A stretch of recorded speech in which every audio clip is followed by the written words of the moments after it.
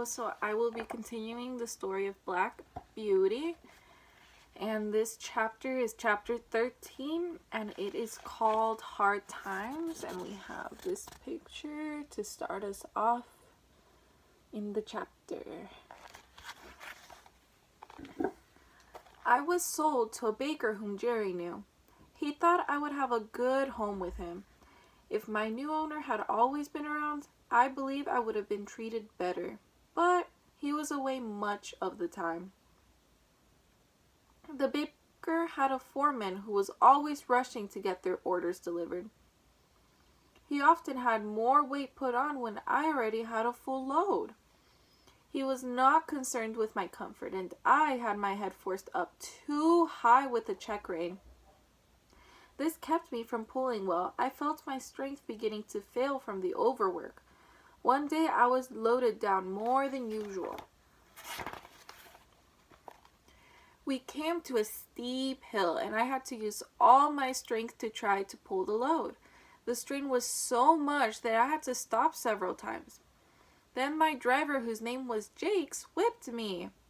"Get on, you lazy fellow," Jake said. "I will flog you until you do." I wasn't able to move the load as fast as Jakes wanted. He whipped me cruelly. My mind was hurt as much as my poor sides. It was hard to be abused when I was doing my best, and it took the spirit out of me when he whipped me again. A lady was walking on a path beside the road. She stopped and said in a sweet voice, "Oh, please don't whip your horse again. Your load is so heavy and the road is very steep." My foreman put the load on, and I must get it delivered. Jakes raised his whip again. "Please," the lady said, "you're not giving him a fair chance. He cannot use all his strength with his head pulled up so high. I would be so glad if you would take the check rein off."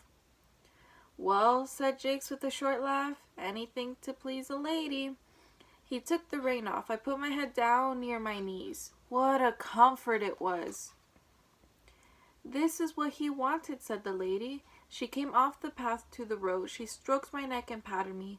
Her gentle hands felt good, as I had not been patted for many a long days. And here's a picture of the lady. The one who was telling him to take the check rein off. And here's a picture of her patting Black Beauty and him having his head all the way down because he was so sore and tired.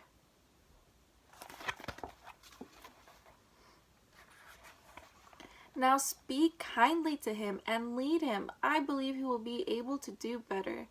Jakes took my rein, saying, "Come on, Blackie." I put down my head. I threw my whole weight against the load and spared no strength. The load moved, and I pulled it steadily up the hill. The lady walked beside us. "You see," she said, "he was quite willing. You just had to give him the chance. You won't put that check rein on again, will you?" Jakes was getting ready to hitch the rein up again. "Well, ma'am, having his head free has helped him. I'll remember that when we have a hill to climb." "I thank you, ma'am, but I must keep his head pulled up. It is the fashion. I would be laughed at if I left the check rein off all the time." "Is it not better," she said, "to lead a good fashion than to follow a bad one? We have no right to hurt any animals. We call them dumb animals, and they are only dumb in the sense that they cannot talk." And here's a picture of her walking next to them while they're going up the hill.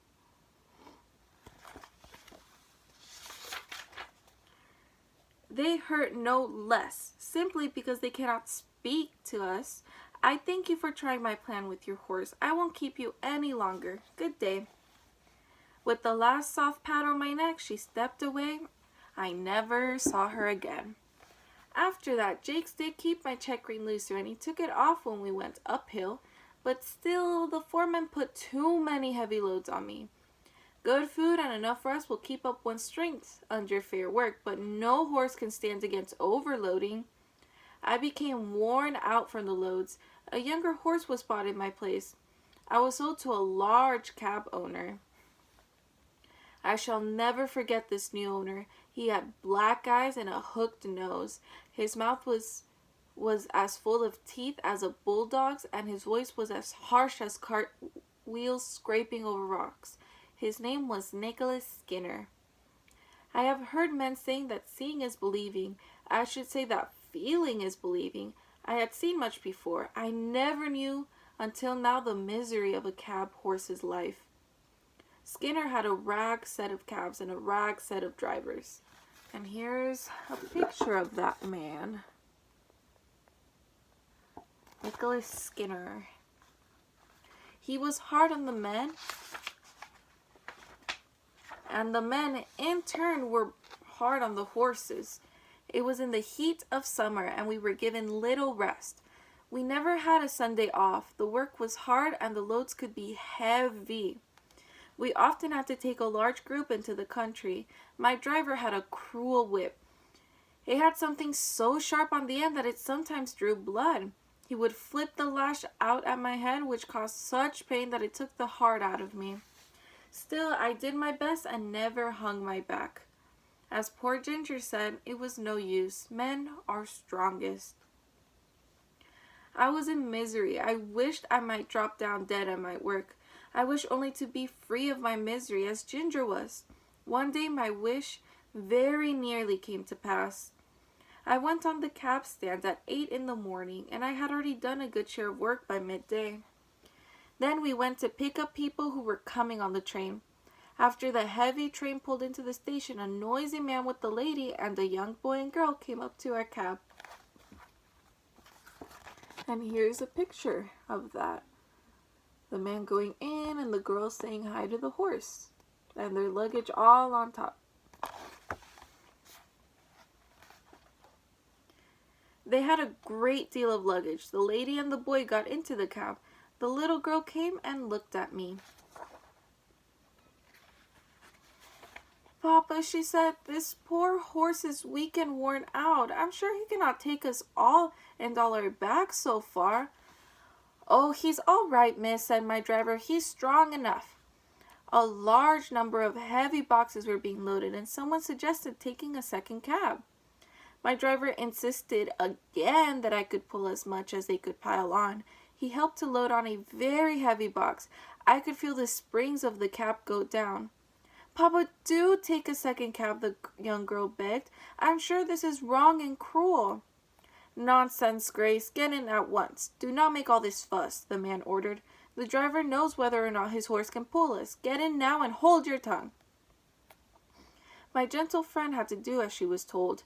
Box after box was dragged up onto the cab. At last, my driver yanked on the rein. He hit me with the whip and drove me out of the station. I had been given neither food nor rest since early morning, but I did my best. I got along fairly well until we came to a great hill. There, my weakness and the heavy load were too much. I was trying hard to pull my load up the hill. All of a sudden, my feet slipped from under me and I fell. The force of my fall seemed to beat all the breath out of my body. I was unable to move, and I thought that now I was going to die. And here's a picture of Black Beauty falling.